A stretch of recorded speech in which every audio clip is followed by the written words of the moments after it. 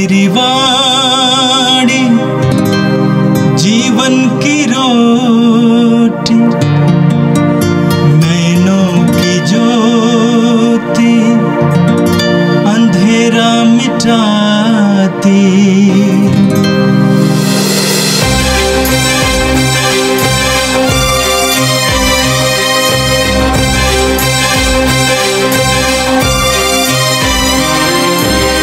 प्रभु तेरी वाणी जीवन की रोटी, नैनों की ज्योति अंधेरा मिटाती।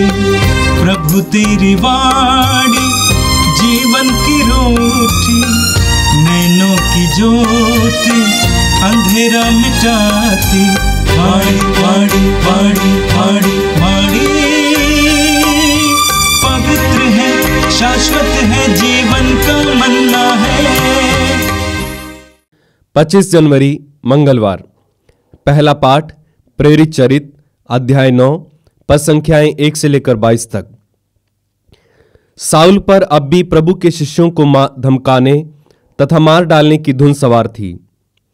उसने प्रधान याजक के पास जाकर दमिश्क के सभागृहों के नाम पत्र मांगे, जिनमें उसे यह अधिकार दिया गया कि यदि वह वहां नवीन पंथ के अनुयायियों का पता लगाए तो वह उन्हें, वे पुरुष हों अथवा स्त्रियां, बांधकर यरूशलेम ले आएं।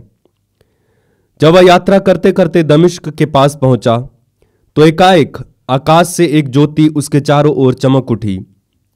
वह भूमि पर गिर पड़ा और उसे एक वाणी यह कहते हुए सुनाई दी, साउल साउल, तुम मुझ पर क्यों अत्याचार करते हो? उसने कहा, प्रभु आप कौन हैं? उत्तर मिला, मैं यीशु हूं जिस पर तुम अत्याचार करते हो। उठो और शहर जाओ, तुम्हें जो करना है वह तुम्हें बताया जाएगा। उसके साथ यात्रा करने वाले दंग रह गए। वे वाणी तो सुन रहे थे किंतु किसी को देख नहीं पा रहे थे। साउल भूमि से उठा किंतु आंखें खोलने पर वह कुछ नहीं देख सका, इसलिए वह हाथ पकड़कर उसे दमिश्क ले चले। वह 3 दिनों तक अंधा बना रहा। वह ना तो खाता और ना पीता था। दमिश्क में अनानियस नामक एक शिष्य रहता था। प्रभु ने उसे दर्शन देकर कहा, अनानियस। उसने उत्तर दिया, प्रभु प्रस्तुत हूं।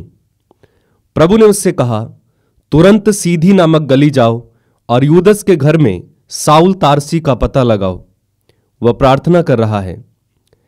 साउल ने दर्शन में देखा कि अनानियस नामक मनुष्य उसके पास आकर उस पर हाथ रख रहा है, जिससे उसे दृष्टि प्राप्त हो जाए। अनानियस ने आपत्ति करते हुए कहा, प्रभु मैंने अनेक लोगों से सुना है कि इस व्यक्ति ने यरूशलेम में आपके संतों पर कितना अत्याचार किया।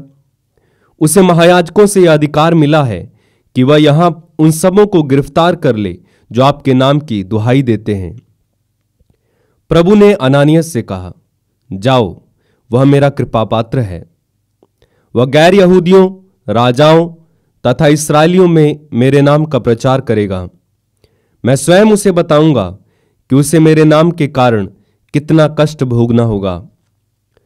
तब अनानियस गया और उस घर के अंदर आया। उसने साउल पर हाथ रख दिए और कहा, भाई साउल, प्रभु यीशु आपको आते समय रास्ते में दिखाई दिए थे। उन्होंने मुझे भेजा है जिससे आपको दृष्टि प्राप्त हो और आप पवित्र आत्मा से परिपूर्ण हो जाएं। उसी क्षण ऐसा लग रहा था कि उसकी आंखों से छिलके गिर रहे हैं। उसे दृष्टि प्राप्त हो गई और उसने तुरंत बपतिस्मा ग्रहण किया। उसने भोजन किया और उसके शरीर में बल आ गया। साउल कुछ समय तक दमिश्क के शिष्यों के साथ रहा। वह शीघ्र ही सभागृहों में यीशु के विषय में प्रचार करने लगा कि वह ईश्वर के पुत्र हैं। सब सुनने वाले अचंभे में पड़कर कहते थे, क्या यह वही नहीं है जो यरूशलेम में इस नाम की दुहाई देने वालों को मिटाने का प्रयास करता था? क्या वह यहां इसलिए नहीं आया कि वह उन्हें बांधकर महायाजकों के पास ले जाए? किंतु साउल का सामर्थ्य बढ़ता जा रहा था और वह इस बात का प्रमाण देकर कि यीशु ही मसीह है, दमिश्क में रहने वाले यहूदियों को असमंजस में डाल देता था। यह प्रभु की वाणी है। संत मार्कुस के अनुसार प्रभु यीशु का पवित्र सुसमाचार, अध्याय 16, पद संख्याएं 15 से लेकर 18 तक।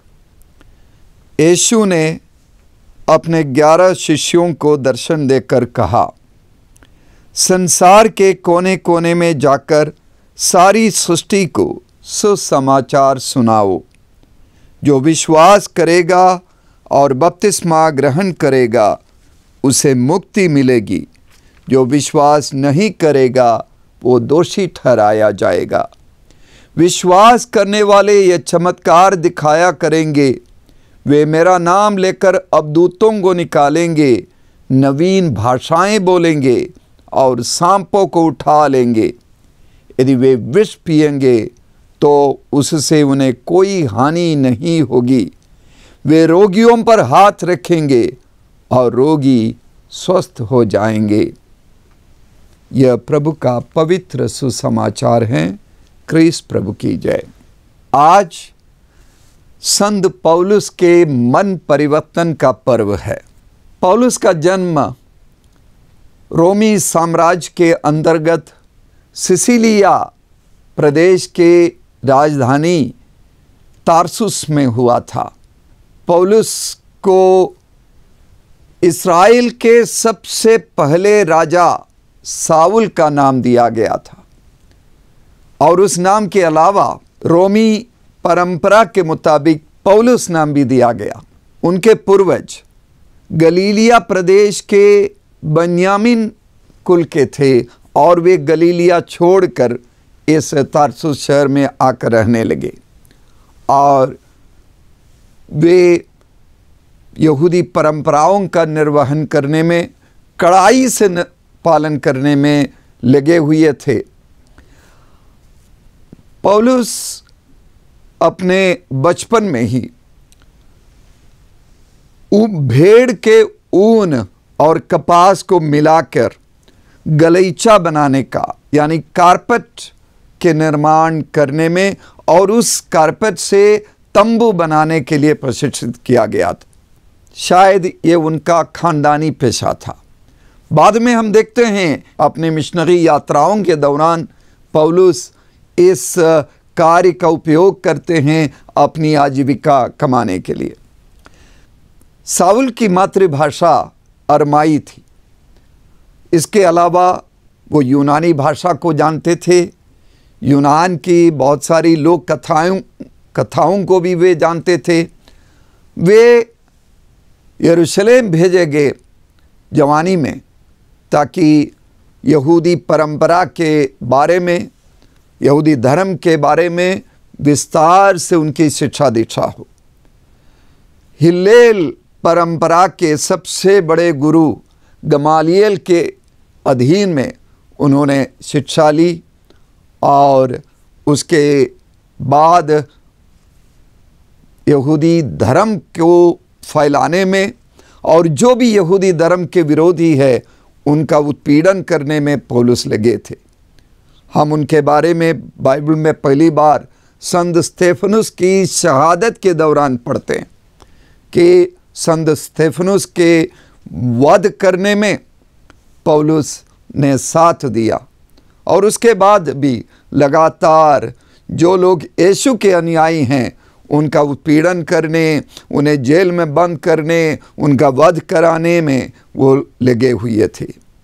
जिस तरह आज के पहले पाठ में विस्तार से वर्णन किया गया है, पौलुस स्वयं यरूशलेम के लोगों के सम्मुख गिरफ्तारी के बाद 2 बेड़ियों से जकड़े हुए ये कथा सुना रहे हैं कि उनके मन परिवर्तन की घटना कैसे हुई।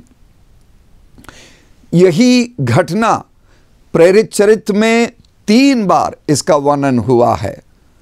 प्रेरित चरित्र 9वें अध्याय में उसके 1 से 22वें पद तक और आज का पहला पाठ 22वां अध्याय 3 से 16 तक और 25 और 26वें अध्याय में, खास करके 26वें अध्याय के 9 से 18 में वहाँ अग्रिप्पा राजा के सम्मुख पौलुस वर्णन करते हैं कि उनका मन परिवर्तन किस तरीके से हुआ। घोड़े पर सवार होकर दमस्कस की ओर जा रहे थे तो वो गिराए गए घोड़े के ऊपर से एक ऐसी ज्योति उनके आंखों के सामने चमकी, वो दोपहर के बेला में, और पौलुस का आमना सामना हुआ प्रभु यीशु से। पहले वे समझे नहीं, उन्होंने पूछा कि आप कौन हैं?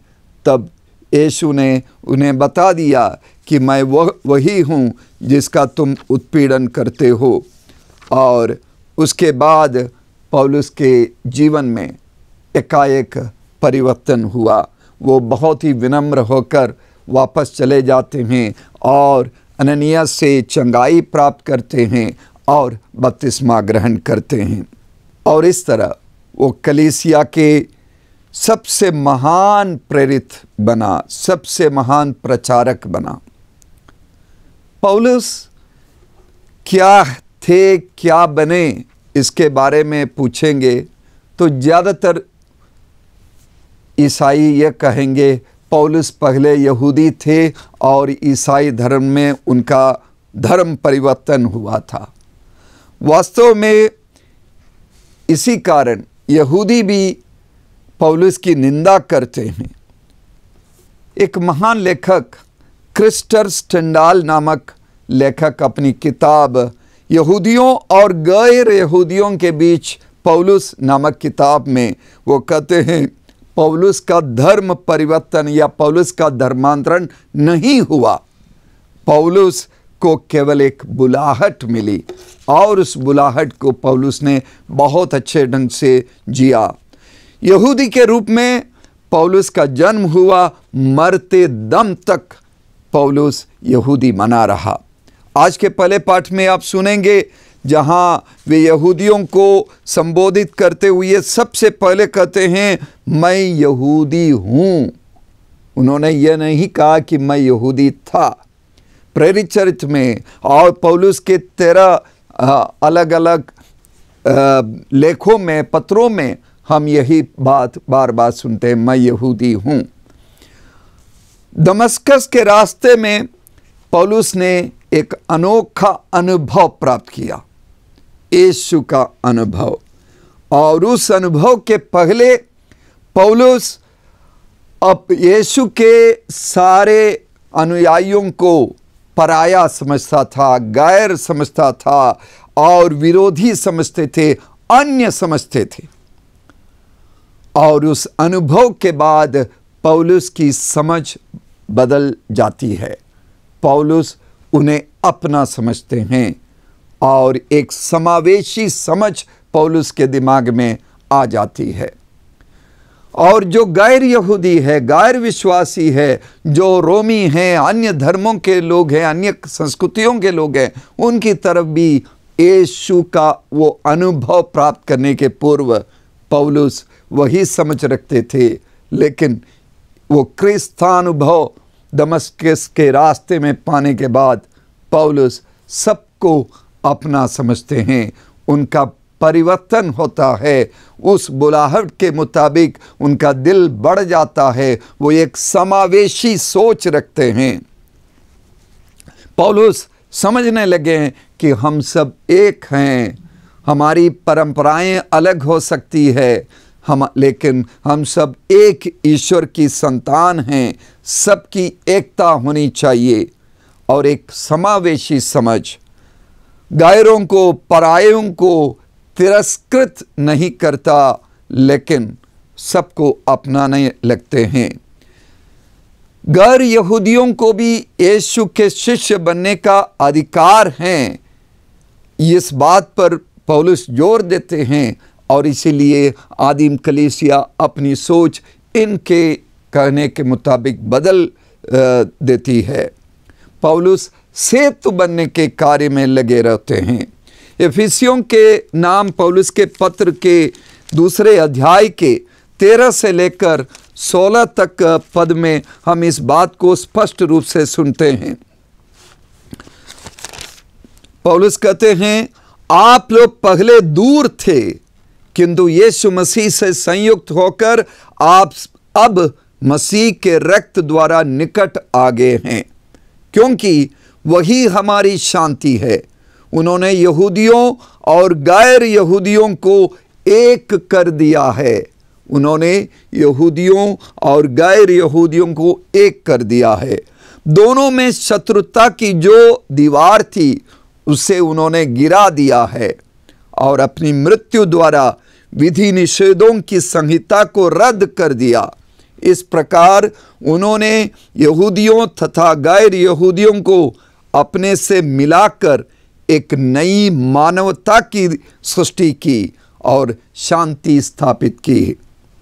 उन्होंने क्रूस द्वारा दोनों का एक ही शरीर में ईश्वर के साथ मेल कराया और इस प्रकार शत्रुता को नष्ट कर दिया।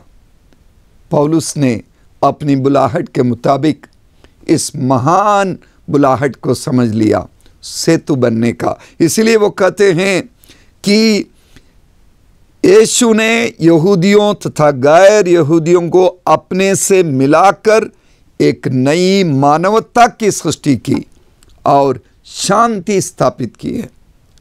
इसीलिए एक नई मानवता और शांति का संदेश लेकर पौलुस ने 3 लंबी मिशनरी यात्राएं की और लोगों को इस बुलाहट के बारे में समझाते हैं।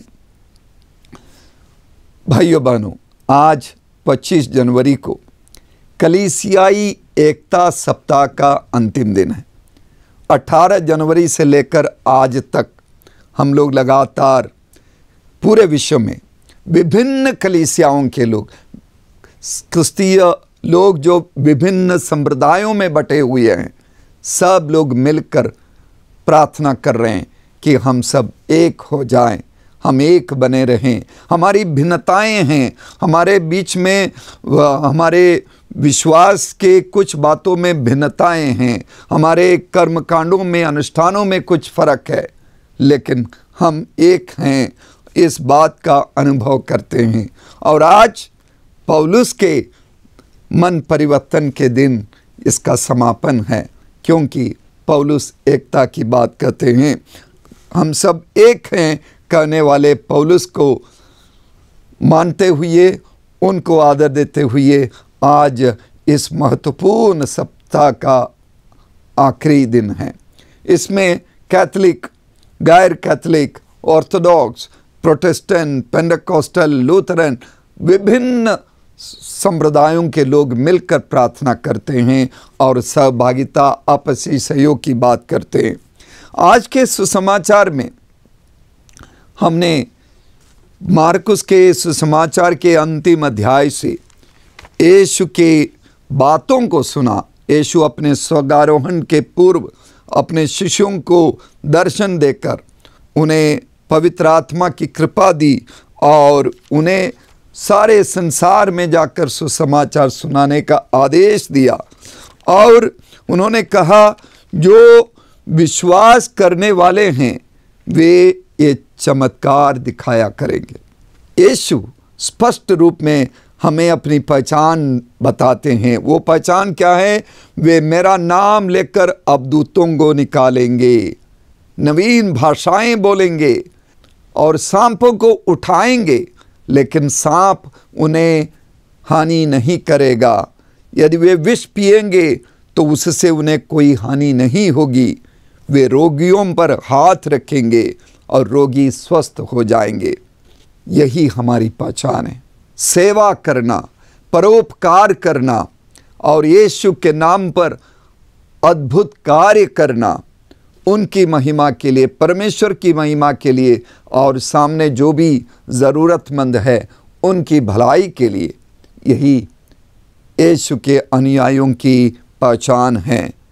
यीशु के द्वारा दी गई क्षमता, यीशु के द्वारा दी गई योग्यता, यीशु के द्वारा दिया गया सामर्थ्य का लगातार हम दूसरों के साथ साझा करें और इसी से एकता बनती हैं। कलीसियाई एकता सप्ताह के इस आखिरी दिन पर भजन संहिता 133 के पहले वाक्य में लिखा है, ओ भाइयों का एक साथ रहना कितना भला है, कितना सुखद। एक दूसरे की सेवा करते हुए, एक दूसरे से प्यार करते हुए, एक दूसरे की मदद करते हुए भाई बहन एक साथ रहते हैं तो कितना सुखद है, कितना भला है। संत पौलुस कुरिन्थियों के नाम अपने पत्र के पहले अध्याय के 10वें पद पर यह कहते हैं, आप लोग एक मत होकर दलबंदी से दूर रहें, आप एक दूसरे से मेल मिलाप करें और हृदय तथा मन से पूर्ण रूप से एक हो जाएं। यीशु मसीह ने हम सबको अपनी क्रूस मरण के द्वारा एक कर दिया, तो इसीलिए ज़रूरी है कि हम दलबंदी से, फूट से बचे रहें और एक मन तथा एक हृदय से पूर्ण रूप से एक हो जाएं। एफिसियों के नाम पौलुस के पत्र के 14 अध्याय के 2 और 3 पद में लिखा हुआ है, आप पूर्ण रूप से विनम्र, सौम्य तथा सहनशील बने, प्रेम से एक दूसरे को सहन करें और शांति के सूत्र में बंध कर उस एकता को बनाए रखने का प्रयत्न करते रहें जिसे पवित्र आत्मा प्रदान करता है। एक ही शरीर है, एक ही आत्मा और एक ही आशा जिसके लिए आप लोग बुलाए गए हैं। रोमियों के नाम पौलुस के पत्र के 12वें अध्याय पर 4 से 5 वाक्यों में पौलुस हमें बताते हैं, जिस प्रकार हमारे एक शरीर में अनेक अंग होते हैं और सब अंगों का कार्य एक नहीं होता, उसी प्रकार हम अनेक होते हुए भी मसीह में एक ही शरीर और एक दूसरे के अंग होते हैं। मेरे प्रिय भाइयों बहनों, हम मसीह में विश्वास करने वाले सारे के सारे लोग उस मसीह के शरीर के अंग हैं। हम एक दूसरे से जुड़े हैं, हम यीशु मसीह के हाथ है, पैर हैं, हम एक ही शरीर के अलग अलग अंग हैं। इसीलिए सबको सम्मान देते हुए, सबको अपना समझते हुए पौलुस की वो बुलाहट, वो समझदारी अपनाते हुए हम एक दूसरे के बीच में सेतु बनने का और एक दूसरे के बीच में सेतु बनाने का कार्य करें और एकता को बढ़ाए रखें, शांति और प्रेम का अनुभव करें। आइए हम प्रार्थना करें। प्रभु हमें कृपा दे कि हम अपने जीवन में सबके लिए अपने हृदय में जगह दे सके। हमें एक समावेशी सोच दे, पौलुस की तरह हम सबको अपना समझे, किसी को पराया, किसी को गैर न समझे और तेरे पुत्र यीशु के सुसमाचार की घोषणा दूर दूर तक पहुंचाने वाले सभी धर्म प्रचारकों को तू अपनी आशीषों से भर दे। रोज की रोटी कार्यक्रम में भाग लेने वाले सभी लोगों को, उनके परिवारों में, उनके कार्य क्षेत्र में तेरी आशीष हो। जो बीमार है उन्हें चंगाई मिले, ये प्रार्थना करते हैं हमारे प्यारे प्रभु यीशु के द्वारा, आमीन। प्रभु तेरी वाणी जीवन की रोटी, नैनों की ज्योति अंधेरा मिटाती, वाणी वाणी वाणी वाणी वाणी पवित्र है, शाश्वत है, जीवन